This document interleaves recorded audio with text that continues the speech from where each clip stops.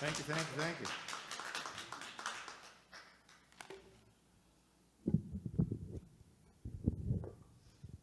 You know, it's an interesting thing having this title minister, because we all minister to each other.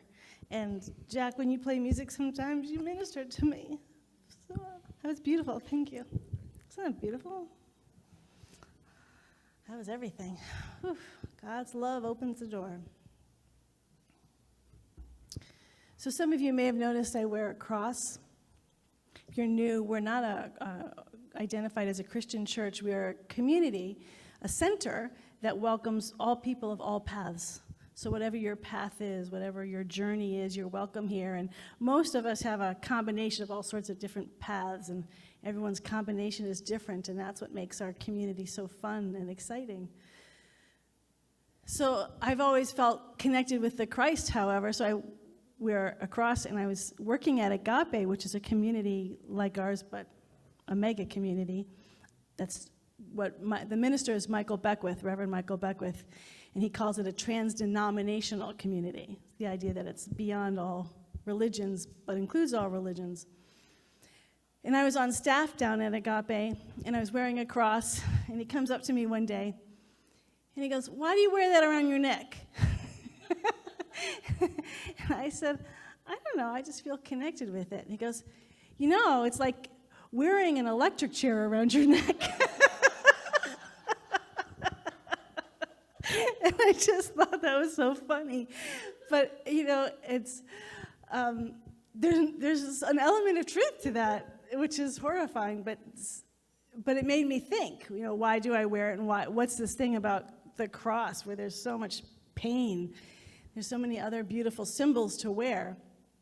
And so one thing about humor is it depends who it comes from.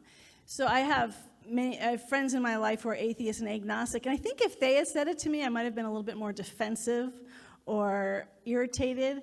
But because it was Reverend Michael, as a teacher, I could hear it. He was giving me, with humor, some teaching, like, why the heck are you wearing a symbol of torture around your neck? It seems kind of depressing. So it's given me a lot to think about over the years. Why is it a symbol? And I still wear it, so somehow there was an answer to that for me. Again, we're all on our own path. And for me, what I have found is that it's a reminder to not run from suffering in the world, because there's a lot of suffering, and sometimes I grew up in a very positive, strong, we create our reality type family, type world. The world was my oyster. I didn't, you know, what I needed was there. But there's always this other side of the coin, which was there's so much suffering. There's so many people who didn't have. There's so much pain. And I never wanted to forget the pain, because it felt like, I remember even having this conversation with someone, it always felt actually separating. Like, some people always had these wonderful, great lives, and other people didn't. And our teaching is about oneness, and this reminds me of oneness. And also, as I got older, my own pain, my own suffering, and to go into it, to not run from it. And so I say that because we know we're in a lot of pain with what's happening with Russia invading Ukraine. And there's a lot of personal pain, strangely, I think. First of all, our world's a lot smaller. So I know, just even being on a Zoom call yesterday with my brothers, we have different connections to the Ukraine. A lot of people through business, through their jobs. You know, the internet's made the world very small. So there's personal stories that we could all share. But we've also have history, and we've all seen, I don't know what's normal. I grew up with 3 older brothers and a father who loved history, so I feel like I've seen every war movie that's ever existed, and they loved them. I never, as a kid, quite could figure out why they liked them so much, but I've seen a lot of them, and it was mostly, there's a lot of war movies, but they were mostly around World War II, or many of them. And so when we see the images that's happening in Russia invading Ukraine, those images are coming through my mind. I had a friend whose father, he was Jewish, and his father was about my father's age. And he said, does your father do the same thing my father does? That any conversation becomes a reason to go back and talk about World War II? Like it was ever present. It defined how my dad approached his whole life after that. These aren't things that just, this too shall pass. It stuck with his soul, and not just his soul. I think it's a collective soul story. So when we see something mirroring that, I believe we're all absolutely impacted at a very deep level, not just is it happening in my own backyard, but soulfully, psychically. We heard today, we're all one. And we feel our oneness, I think, more now than ever, so it feels violating to all of us. How do we be with that pain and not run from it? How do we let our hearts be open to God's love and feel safe enough? I was talking with someone who's been doing a lot of healing work, and they said one reason why they didn't do a lot of healing work prior to this because they never felt safe enough to do the healing work. And I thought that was so interesting. And I remember Carl Jung saying that people who feel safe are the people who grow a lot. That safety is a big part of healing, and how can we feel safe in a world that we're living in right now? It's through knowing God. It's through knowing the divine, right? That's the place. That's the only place. Sometimes we're not even safe with our thoughts, with our actions. So we have to go to that which is eternally safe. And we do, and we feel into the pain. I don't know about you, so much of my own healing has come from going into where the pain is. Often it feels like a laser going into the center of my heart and pulling out those parts I would like to hide from. But in being in light, there's healing that starts to happen. And so I find for me that the cross is that image of fearlessness. To feel, to be safe enough and strong enough to feel into the depths of not only my pain, but the pain that's happening in our world. And not only is there pain, by the millions of people who are being impacted in Ukraine, who are refugees now, I think there's also anxiety about what is to come. Because what we know also about history is when Hitler started invading countries, he didn't stop. Resistance, people fighting back didn't stop him. He just kept amping it up. And it wasn't just Hitler, it was Mussolini, it was Stalin who killed pretty close to the same amount of millions of people as Hitler. In fact, I didn't even know my brother, when he was in college, his senior thesis was on Russia invading Ukraine and when Stalin was in charge and the millions that were killed. So it's popping. It didn't. Not only did it not stop, that darkness started popping up everywhere. Any type of awareness of history, those anxieties start to show up, right? Where is this leading to? Am I the only one who's ever thought, where is this going to end just with the Ukraine? We already know that Putin was involved in our elections, and that was, what do they call it? Cyber warfare. But we couldn't really see that. That's behind the scenes. It's nebulous. This is very direct and upfront. And then I was reading an article about, we know a week or two ago Putin was threatening nuclear bombs, and now I read somewhere about maybe Russia's going to use chemical warfare. It's just like one horrible possibility after another showing up on the news. And of course, like I said, we have this psychic memory of terrible people doing this awful thing. We know it's real and it can happen, and how do we respond? And the hopelessness, we want to feel, we feel compassion and we feel care, but how do we respond? And one of the things that I have found extraordinary is that we have responded.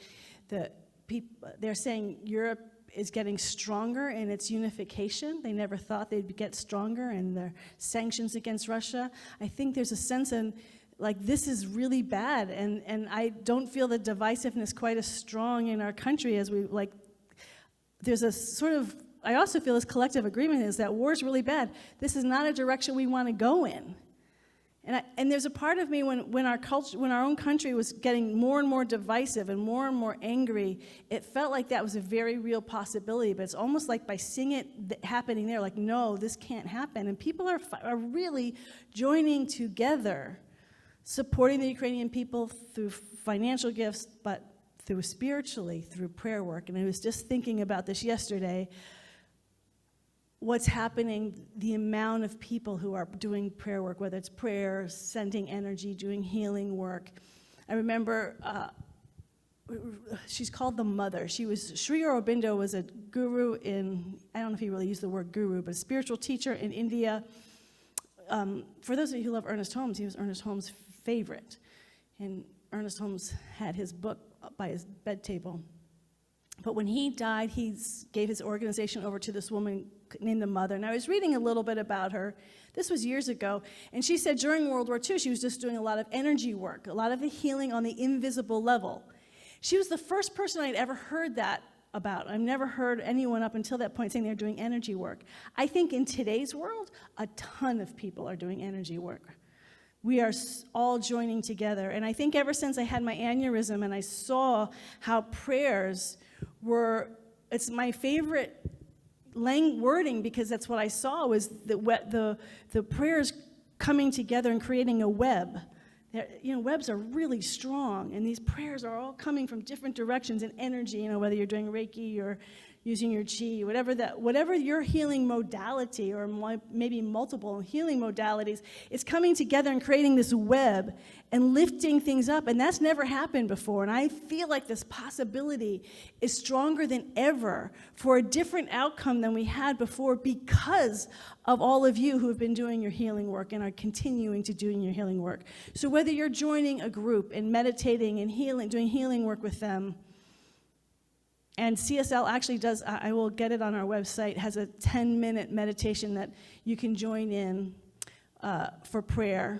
But whether you do it through CSL or there's groups all over coming together, creating these webs. But even if you're by yourself, your singular prayer is not by itself. It's joining all these other prayers. Your prayer is an important strand of this incredible web that's happening right now. And it's very exciting to feel the power and the presence of prayer and energy work and healing work and meditating. That we're needed more than ever before, that we're being called. And I also recognize there's been a lot happening in our whole world and in our own culture for those last few years. It's been a really tough few years. We've had COVID, the sheltering in place. There was an event at Livermore High School, and it was done by the seniors. It's like a late night talk show. Julian was the host. It was kind of funny. But one of the senior girls wrote a song about their journey through high school and all their hopes when they entered in 9th grade and everything was cheerful, and then COVID hit their sophomore year.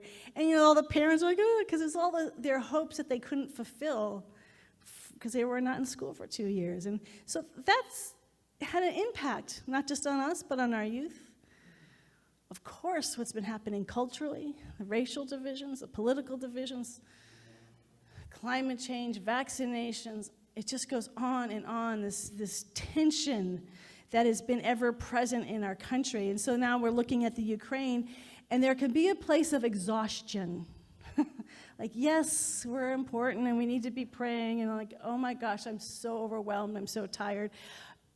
And again, we have that whole psychic memory of war, so it's not just like what's happening now, but all the history coming. And it can be hard to do healing work when we're so tired ourselves, when we're feeling run down and not connected.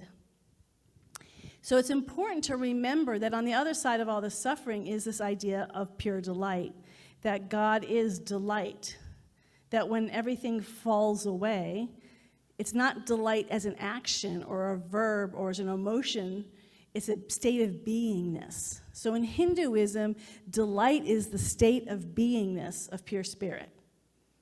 That's an absolute place. Yogananda talks, in fact, Ananda, You might see a lot of names in Hinduism with Ananda. That means bliss, because in Hinduism, that's a really important quality. Not even a quality, they say it's the highest quality, even beyond love, beyond peace, is bliss. And that it's ever new bliss in each and every moment. And that's the eternal state of beingness. And yet, as much as Yogananda lived in that state and talked about that state, even he would be impacted. And I actually love this about him. He was deeply impacted about the suffering on this world and was constantly returning to it, talking to, he would go on a tour, and he would travel to meet all these saints of different religions and faiths, and he'd always ask them, what about suffering? And he said, the more I'm seeing and the more this is all a dream world, ultimately, this is all going to go away. And he would ask the question again and again, because the pain just kept coming. He was a bhakti yogi, he was a yogi of the heart. And no matter how much delight, there's the pain. That's the cross, to acknowledge that it's still always there. So how do we deal with this ever-present pain, and sometimes there's periods in history where it gets very intense? And humor is a wonderful way. So on the titled talk, which was created last year for today, was A Spoonful of Humor is the Medicine. And there has been many ministers who are saying they just can't talk about humor today. There's just too much, it's too intense to bring in humor. It feels cold, it feels inappropriate. But I was thinking about that, going back and forth, but I also thought, when I worked in the hospital, humor was so important, because you're dealing with people's very painful history day after day after day, and if we're not laughing at times, you're either crying every single day or you're laughing. And how important laughter is, just to let it go. I think it reminds us of who we are.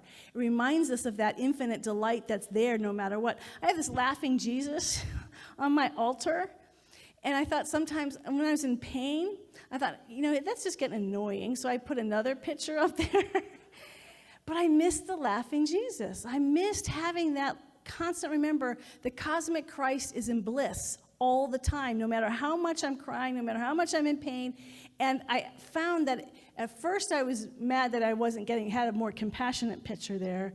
But then I found the bliss was an incredible reminder. It reminds us to be free. We have to remember we're free. There's an element of every one of us that is utterly free, that is utterly in delight, that is utterly in joy, and that the conditions and circumstances of the world do not define us. Viktor Frankl, who was a survivor of the Holocaust, said he could not have survived without humor. He had to laugh, and it was that very laughter that helped him survive the Holocaust. And of course, we see this with people. We know so many comedians who come from very difficult places, cultures that have very, very difficult histories. Humor is so important. So we have to cultivate humor. So I was thinking about humor. Now, here's the thing about me and humor. I tended to be a very sincere kid so I didn't really understand humor. So I learned about it. And I love to laugh. Right, Jack? I laugh easily and a lot. What I don't do is tell jokes. I'm not a joke teller. If you tell me a joke, I will laugh. I'm not a joke teller. So I have been dreading today's talk, because I thought, well, how can you talk about humor if you don't tell some funny stories? But the moment you put the pressure on, it's got to be funny. It's like Jack and Julian tell jokes all the time. And then at the late night show on Friday night, they had some technical difficulties, and Julian was the host. So he's just sort of sitting there, and he's like, so anyone know a joke? He turns out to the audience, dead silence. I know everybody knew a joke, but the moment you're asked, tell a joke, it's like, ugh. So that's how I feel about the whole talk today. I'm like, okay, I'll talk about the suffering. I'm good with that. But telling a joke, no. So fortunately, some ministers they're amusing. Okay, they're not jokes. They're not belly laugh. But I'm going to share some amusing little things just to get our joy bubble going, because we want both sides of the coin. You are the healers. This world needs all of us. And if we're going to show up for this world for the long haul, for what's happening, we've got to laugh. And even if we don't laugh, smile. We all know from the meditation, Thich Nhat Hanh was I think the most famous currently, of when we smile, it impacts our whole biology, and they have research that points to. In fact, I was watching I'm much better at watching videos about humor. And there's a guy, and he was talking, it was like this long, long list of all the benefits of humor. I mean, across the board. Even, they said, people who are funny get paid more. I mean, it was just like one thing after another of the benefits of humor. So I'm going to just share these things. They're not belly laugh, but even if it makes you smile, and even if it doesn't make you smile anyway. Don't go, oh, that's just stupid. Just to make me feel better. I'm just warning you, because I was reading these this morning. I'm like, oh, these are so bad. But anyway. So these are things that different ministers posted. So these are church bulletin announcements. The sermon this morning is Jesus Walks on Water. Tonight's sermon, Searching for Jesus. Don't let worry kill you off. Let the church help. The rector will preach his farewell message, after which the choir will sing, Break Forth into Joy. At the evening service tonight, the sermon topic will be, What is Hell? Come early and listen to our choir practice. That would make me laugh. Low self-esteem group support group will meet Thursday at 7 p.m. Please use the back door. And then there's a few jokes. A woman had been on a diet and was doing really well. As she was doing errands, she realized she was going to be driving past her favorite donut shop, and she decided, okay, God, if it's okay for me to have a donut, there will be a parking space right in front of the door. And sure enough, on the 5th trip around the block, there was a space right there. A little girl finally got to attend a wedding for the first time. While in church, the girl asked her mother, "Why is the bride dressed in white?" The mother replied to the girl, "Because white is the color of happiness, and it's the happiest day of her life." After a little bit, the girl looks up and asks, "But then why is the groom wearing black?" And then there's a joke I remember Reverend Michael telling about two Zen monks. You know, monks like to be empty. It's important. So these two monks are in their temple, and they're doing their bows, and they're praying, "I am nothing. I am nothing. I am nothing." A homeless man walks in from the street, and he's just dirty and ragged and he's just exhausted, and he's looking at these two monks praying, "I am nothing." And he goes, "Oh, well, I could do that." And he starts praying, "I am nothing. I am nothing." And one of the Zen monks who's praying looks over at the homeless guy praying, and then he turns to his fellow monk and he says, "Look who thinks he's nothing."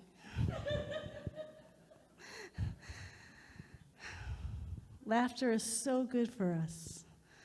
Know what makes you laugh. I know for Jack, Julian, and I, we watch a TV show called Psych. That's one we all like that makes us laugh. But generally, our humor is very different. What makes Jack laugh, Don Knotts movies, me not so much. I love What I Lied to. I've watched the whole series twice.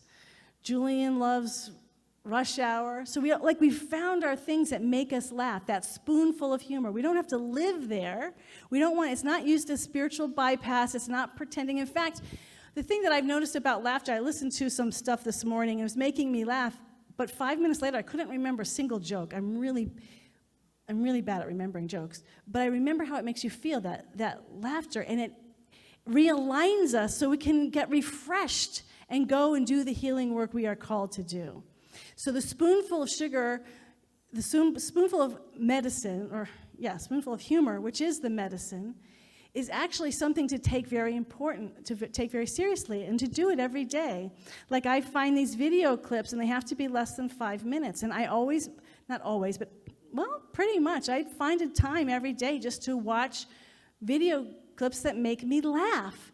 because there's so much intensity on the social media, on news, in conversations, in our life, the things that are happening. And this is, I don't even, what's happening in our own lives. There's people who are going through very challenging circumstances. We have to laugh. It's essential because you are the healers. And that's not just something like, I don't know if you're aware of it, but it's happening on this planet. The healers, all these people who have been doing spiritual work for the last 5 decades, it's being activated now during this time in a way that it could not have been activated during World War II.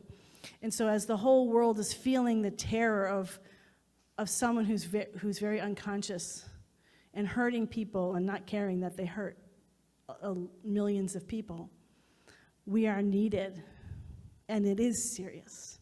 And we do have to answer the call, and it's not a choice. If you are on the spiritual journey, we have to answer the call. But you have to take care of yourself too. So laugh a little. Remember who we are. Let's pray.